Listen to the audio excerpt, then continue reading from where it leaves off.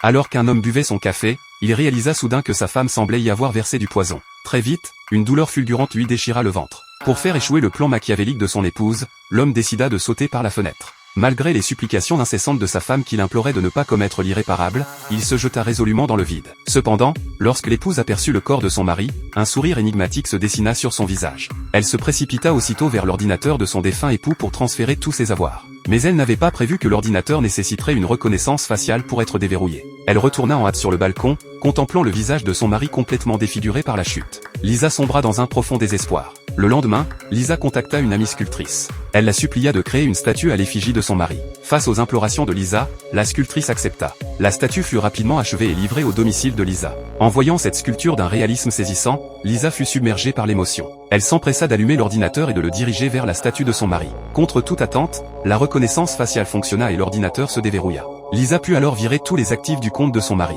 Mais la sculptrice avait depuis longtemps des soupçons à son égard. Si elle avait accepté de créer cette statue pour Lisa, c'était parce qu'elle avait une dette envers elle. 30 ans auparavant, la sculptrice, alors réalisatrice, tournait un film sur les sirènes. L'actrice principale n'était autre que la sœur cadette de Lisa. Pour garantir la sécurité, elle avait installé une alarme dans l'eau qui déclenchait un voyant rouge à l'extérieur en cas de danger. Pendant le tournage, tout le monde était captivé par le jeu de la sœur. Ce n'est qu'à la fin qu'on découvrit qu'elle avait cessé de respirer. L'arrivée de Lisa raviva ses souvenirs douloureux. Elle ressortit les bobines poussiéreuses contenant les rushs du tournage. En visionnant ces images d'archives, la sculptrice découvrit l'horrible vérité, quelqu'un avait saboté le voyant d'alarme. Et cette personne n'était autre que Lisa. La sculptrice resta sans voix, terrifiée. Pendant 30 ans, elle avait vécu dans l'ombre de la culpabilité, sans se douter de la vérité. Elle confronta Lisa avec la bobine comme preuve. Mais Lisa prétendit que tout n'était qu'un accident. Face à cette explication, la sculptrice ne dit rien et jeta la bobine dans le feu. Après son départ, Lisa récupéra la pellicule, il en manquait un morceau, précisément celui qui constituait la preuve de son crime. Cela ne l'inquiétait guère, car elle avait déjà empoisonné l'eau de la sculptrice.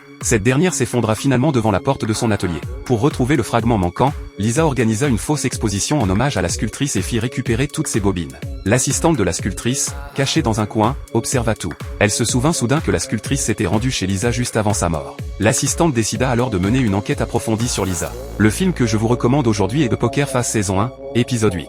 Je m'excuse sincèrement, mais pour des raisons de droit d'auteur, je ne peux partager que ce résumé. Les personnes intéressées peuvent rechercher l'épisode original. Merci de votre attention. Je partagerai chaque jour des films passionnants avec vous. À la prochaine.